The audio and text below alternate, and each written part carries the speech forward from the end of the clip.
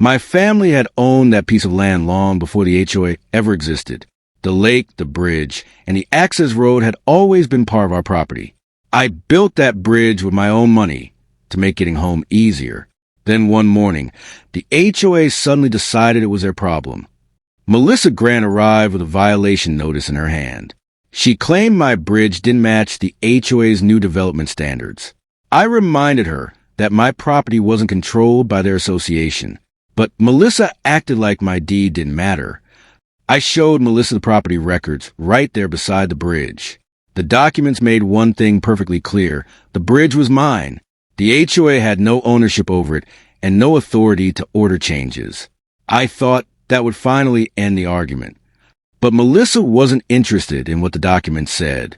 She told me the HOA was changing the entire look of the waterfront. According to her, my bridge had become an obstacle to their plans. I told her she could redesign everything except my property. Then I understood why Melissa suddenly cared so much about my bridge. The HOA was building an expensive luxury resort along the waterfront. They wanted every road and access point around the lake under their control, and my bridge was standing exactly where their plans wanted more space. The HOA offered to buy access through my property. Melissa called it a generous deal and expected me to accept immediately, but I had no interest in giving up my family's land for their resort project. So I handed the offer back and said no. After I refused their offer, the threats started. Melissa said the HOA would find another way to deal with my bridge. I told her nobody was allowed to touch anything on my property. She smiled and said I was making a very expensive mistake. I gave them one final warning before they left.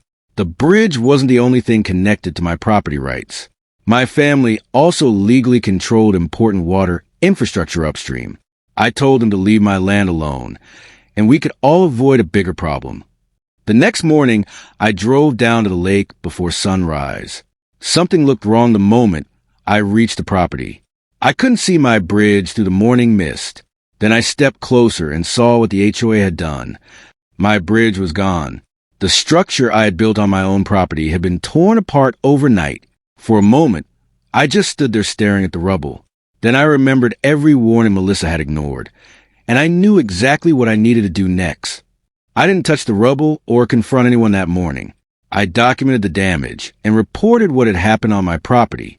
The officials began reviewing the site and the records connected to the bridge. Meanwhile, I started preparing for the next step. By noon, Melissa was denying everything. She claimed the HOA had only removed an unauthorized structure, but the property records told a very different story. My bridge had been standing on land the HOA didn't own. That night, I pulled out every document my family had kept. The bridge wasn't the only part of the property protected by old agreements. I also had legal rights connected to the dam and water system upstream, and the resort depended heavily on that water. I asked an engineer to review the old agreements with me. He confirmed that the dam's operation followed a specific legal water plan. The HOA had no right to tell me how to manage my portion of the system, but every change still had to follow the approved rules. Once the approved water management plan was adjusted, the shoreline began to change. The water level around the resort slowly dropped. Their expensive waterfront views started revealing mud and exposed lake bed. For the first time, the HOA realized my warning had been serious. Day by day, more of the shoreline appeared. The docks that once floated over deep water were surrounded by shallow mud. Guests started asking why the resort no longer looked like the brochure. And Melissa suddenly wanted to talk to me. Melissa finally came back to my property. This time, she wasn't holding another violation notice. She wanted to know what I planned to do about the lake level. I told her the real question was what she planned to do about my bridge. I showed Melissa every photograph taken after the bridge was destroyed. Then I showed her the property records, proving exactly where the HOA's authority ended. The damage wasn't misunderstanding anymore. It was something the HOA would have to answer for.